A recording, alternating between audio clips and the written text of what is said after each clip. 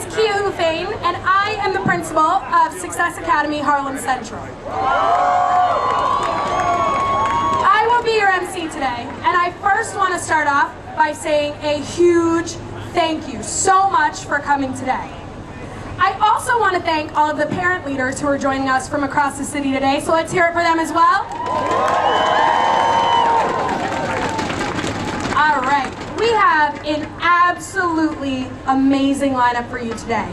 They are educators and they are fighters for social justice, and they'll be coming up shortly. In just a few minutes, we'll introduce a panel of educators who are fighting for change every day, both in their classrooms and beyond.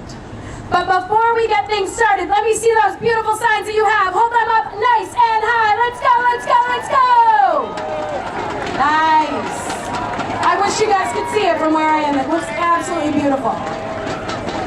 We stand here today united from hundreds of schools and thousands of classrooms.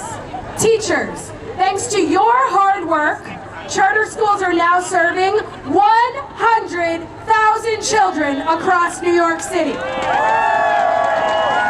And you have put each and every one of them on the path to possible. You've done absolutely incredibly hard work, with early mornings spent in curriculum meetings, late nights agonizing over lesson plans, hours spent after school in chess club and drama rehearsals, in basketball practice and jazz band, and yes, even in professional development sessions. But most of all, you're creating great schools by showing an overwhelming love and support for your students. You are transforming lives, and we should celebrate the amazing impact that you have all had on this city that we love. But while we are gathered here in celebration, we must also confront a devastating reality. For every one student in a great school, there are 4 who are stuck in failing schools. For every child that we get on the path to college, there are far too many being left behind. That is why we are here today, to demand action from our leaders, especially from our mayor. We're here because we want to serve 200,000 students, and we want to do it by 2020. Let me hear it. And let's take a minute to think about why this is so important. Earlier this year, my staff and I watched a video clip from a Brownsville community meeting in the 1960s. And we were struck by the fact that the issues that folks talked about were almost exactly the same as they are today. The specific language might be different, sure, but the deep injustice that families were facing when it came to access to quality schools was exactly as it is today, almost 60 years later. And I thought about that. And I thought, how tragic it is that a failing school crisis has been allowed to persist generation after generation. As President Obama would say, we are all just relay racers in this fight for justice, and we are carrying a baton that so many others have carried before us. But with all that being said, I can't help but think that we are not running this race nearly fast enough to truly do right by all children. And so we need to ask ourselves some really hard questions. How many more generations of children must go through a failing school system before we collectively say enough is enough?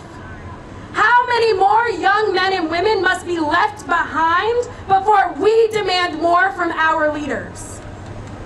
I couldn't help but be reminded of this over the weekend as the NAACP voted on its shameful resolution for calling a moratorium on charter school growth. To think that an organization with the history of the NAACP would stand in the schoolhouse door and block thousands of children of color from getting a better education is disgusting. As Shavar Jeffries said, W.E.B. Du Bois is turning over in his grave right now. But this is also a perfect time for us to come together, like we are today, because it's one more piece of evidence that it's not enough for us to simply be great educators. It's why we have to fight, not just for the children in our classrooms, but for the thousands who are not. It's why we have to believe in our power as an organized force to change policies that are bad for children and stand up to leaders in City Hall and all other leaders who have lost their way and put the interests of adults above the needs of kids for way too long. I run a school of 225 incredible young scholars. And I can only dream of what it would be like to serve 450. We all need to have that mentality. Yes, we need to dream big, but we also need to follow it up with action. We need to come together, and we need to contact our elected officials. We need to be vocal on social media. We need to write letters and trek up to Albany. We need to vote. Because if we do, I know we can achieve our vision of serving 200,000 scholars by the year 2020. And we need to start that right now. I need everybody to take out their phones and text PATH, P-A-T-H, to 5886 to tell Mayor de Blasio to support public charter school students. Once again, text PATH to 52886. Let's get this done together.